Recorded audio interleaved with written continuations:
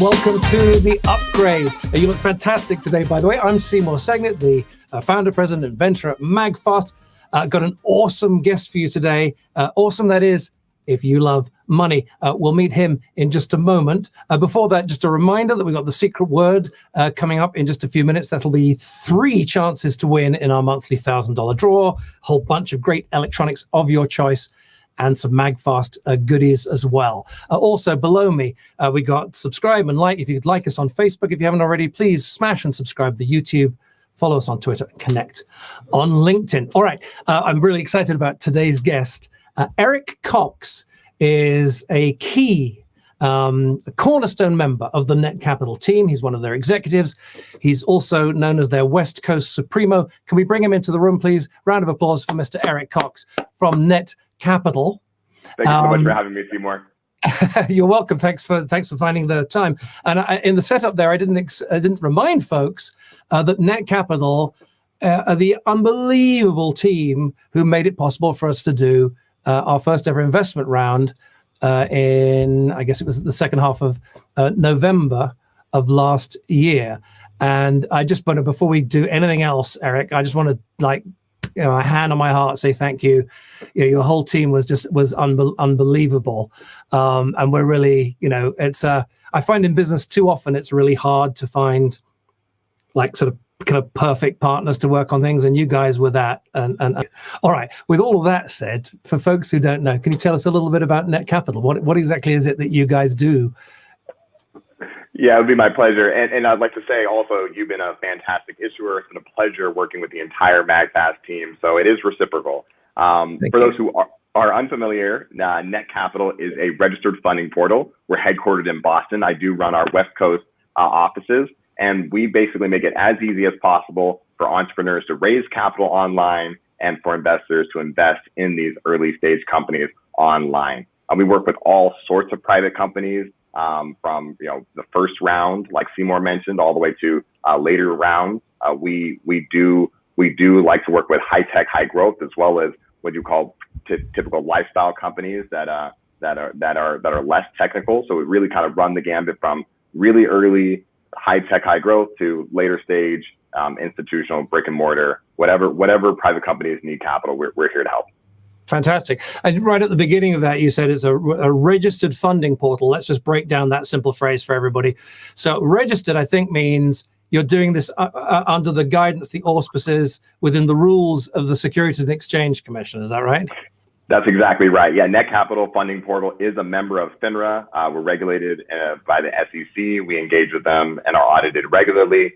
So that's exactly right. We are registered. We work very closely with the federal government. All this has been made possible through the Jobs Act, which is federal legislation. And so basically we're taking what Silicon Valley has been doing for decades and other parts of the country and the world at large, and investing in early stage companies and bringing that, democratizing that, and bringing that to the everyday Fantastic. People. So we're really proud of what we're doing. Yeah, that's amazing. I should just mention, by the way, that neither of us are financial advisors. You need to make your own decisions, and you should never invest a penny if there's another chance to invest in us or in any other company on Eric's portal, Netcapital, or anywhere else. You should never invest a penny that you cannot afford to lose. All right, so let's just make sure we keep, we kind of keep that straight. And what kinds of folks what kinds of folks invest through Netcapital? Maybe what kinds of folks who never invested before, right? Because there are some people who've done this, who've invested kind of forever, but this is like a new kind of person is now able to get in on the act, right?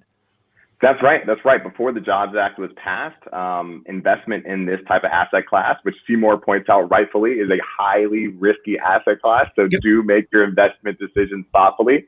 That was usually reserved for accredited investors, high net worth individuals who have a certain amount of capital in their net worth and also make a certain amount every year. It excluded the majority of Americans, about 97%. Were not able to invest in early stage companies like this. And so the new group of what we call the non-accredited investor is now able to access these investments or owning a piece of early stage companies. And so our investor base is broad. Of course, we have our traditional institutional investors, angels, VCs, high net worth individuals that can participate through the platform. But we also have our retail investor. Robinhood just went public. We're talking about people who are buying fractional shares through companies like Robinhood. Those are the same people that can own a piece of these early stage companies right now. Yes, this phrase accredited investor, again, I just want to break it down for folks who haven't heard it before. This actually has its roots, I believe, back in the crash of the 1930s, right? It was when the Feds first brought all these rules in, essentially to stop folks without a lot of resource, from losing it all. And they brought in some very well-intentioned rules that indeed did save grandma from investing all her life savings into snake oil, but it also, of course, stopped folks of more modest means from ever being able to get in on some of these early stage kind of opportunities. And it was actually, you mentioned the Jobs Act. I think it was actually during the Obama administration was when it was first passed, wasn't it? And it took a few years before the rules became available. Now, when I look back on last November, I know why we chose you guys, and it could have been a word. It's relationship. It was just from the first time we met you guys, it was just fantastic. We felt we were speaking with friends about doing something amazing. I find that a lot of your competitors are very kind of cookie cutter and just fill in these boxes, and it just there wasn't any sense that we're trying to do something special here. So that's what I think the difference is with you guys.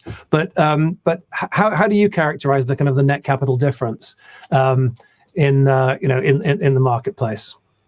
Well, I appreciate that, Seymour, and I think that's exactly it. The very first differentiator I like to point out really is our team. I think we come from professional backgrounds. A lot of us have been studying or participating in the investment space before we joined Netcapital, and this is really core to our principles, are making sure that we leverage the expertise that our team has. Coming from executive leadership at big four accounting firms, coming from legal backgrounds, coming from wealth management, bringing the expertise to the space was really important to us, and so. Everybody from the top to the bottom has some type of experience in the space already. So I think the team is a huge part of it. Our technology, I think, differentiates us quite a bit as well, from being able to make sure that whether you raise from one investor to 1,000+ investors, we aggregate them all into one line on your cap table to make sure that follow-on investment is smooth. There are a handful of others. I want to explain for folks the cap table. So this is the kind of when you have a list of who owns shares in the company, it's called a cap table, right? And at the start, it could be a simple spreadsheet, maybe with just the founders and one or two other people within it. But one of the challenges especially for young companies, when a larger number of investors are bought in, and we had over 900 folks joined us through you, Eric, back last Thanksgiving. The challenge is managing the cap table can become complicated when there's a lot of people on it. And you guys do this thing about sort of simplifying the management so that all of the new investors are sort of contained within a single line on the cap table, but then fully recognize when you kind of drill into that line on the cap table. Now, I wanted to just unpack a little bit what happened back last November. So we did a week before Thanksgiving, the Thursday before Thanksgiving. We invited folks along to a little presentation. We explained, why we're excited about. Why we're excited about the future of MAGFAST. And we invited folks, if they wanted to make an investment a week later on Thanksgiving Day. I think we sort of, we did our job a little bit too well, because the day became a bit nuts in a really good way for the company. One or two folks weren't able to get in and missed out, and it wasn't one or two; it was actually thousands, I believe, of folks weren't able to get in. We did overwhelm the servers for a little while, which we consider a badge of honor. Because the truth is, Eric, you guys have worked with dozens. How many issuers is it now, roughly? It's a couple hundred now. It's now a couple of hundred. It was many dozens when we started with you, and it's now a couple of hundred. But I think we were unusual in perhaps the number of fans we keep in touch with. And when we do, you're here as an episode of The Upgrade, which we do most weeks. We just do a little show, a little video, a little show for people. Most companies don't bother to do that. And so as a result of that, when we invited people along, I think the number of folks who arrived all at once was perhaps a little more than you were used to. So what are your recollections of Thanksgiving Day 2020? I will never forget Thanksgiving 2020. The energy and excitement around the MAGFAST offering was palpable. It was electric. We had definitely, we built out the system to be able to handle large groups of people showing up at once. The numbers that we saw that day were kind of unfounded, unprecedented.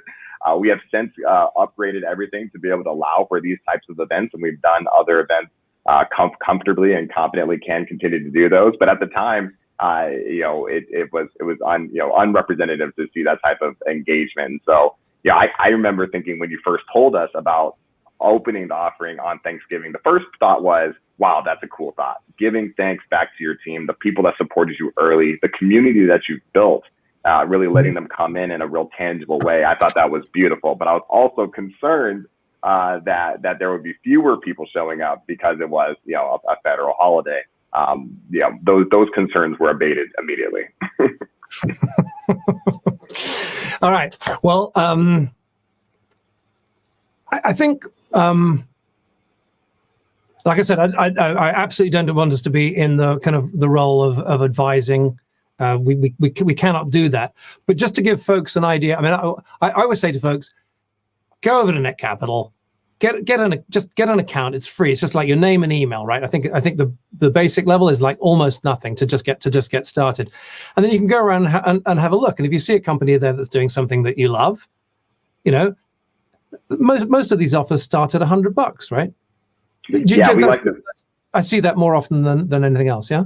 That's right. I mean, one of the biggest things that we wanted to change, that we set out to change with Netcapital, what were these aggressively high minimum investment metrics, 25,000, 100,000 sometimes, to get in an early stage company. And we recognized really early that was a huge barrier to entry for everyday people. So yeah, a lot of these offerings start off at $99, $100. We even have some companies raising at the per share price.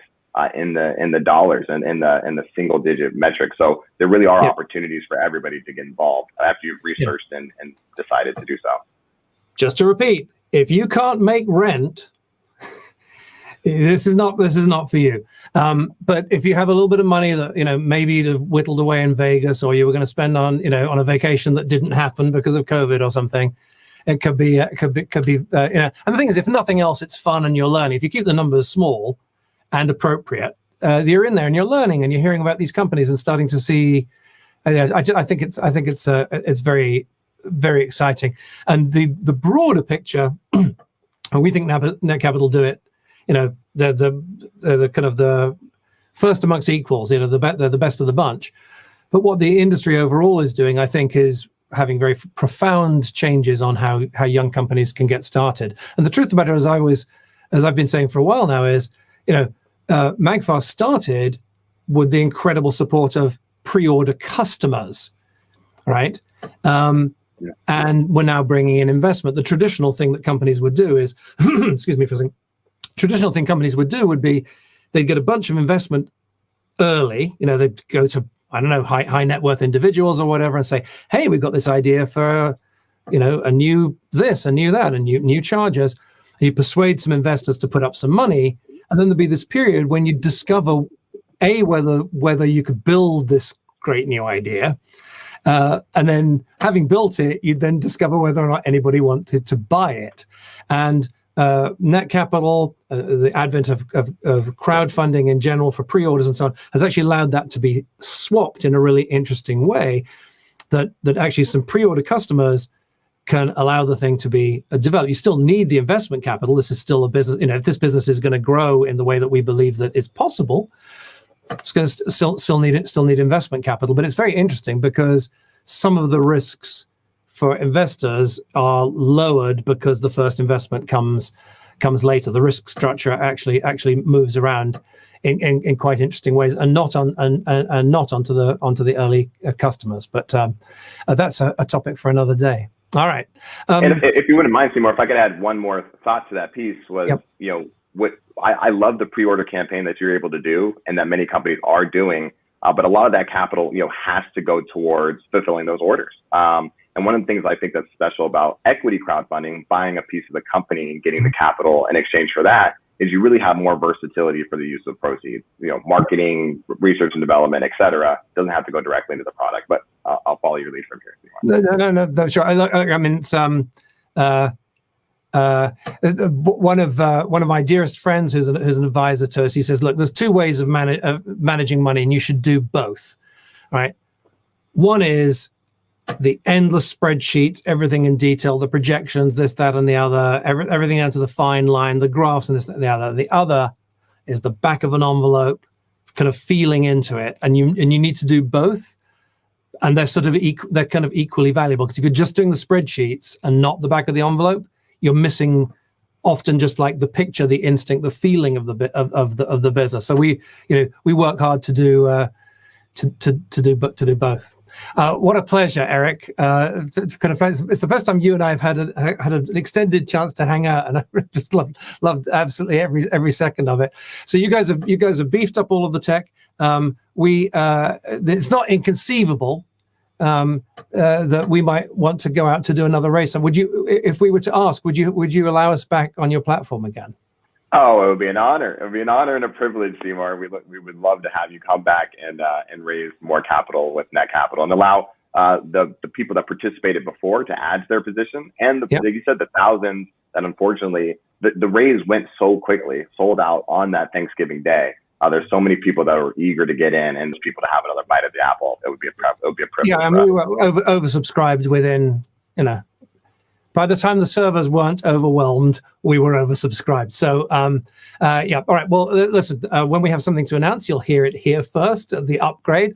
I want to say a big thank you to Eric Cox from Netcapital. Go on over to netcapital.com, get yourself a free account, and have a little look around. You're going to be in and amongst awesome people. Bless you, Eric. Thanks so much. Thank you, Seymour. Bless you. And that just about wraps it up for this week. It would be remiss of me not to do the secret word for you. You're going to go to magfast.com/fun, type in the secret word, which this week is Netcapital, all one word, Netcapital. Secret word is Netcapital. That'll give you 3 chances to win in our monthly $1,000 draw of electronics. All right, that's it. Listen, we love to hear from you. Please email us hello@magfast.com. Tweet us at getmagfast. We're at facebook.com/magfast, youtube.com/magfast. And we're always charging for good on your desktop, tablet, smartphone, and more at magfast.com.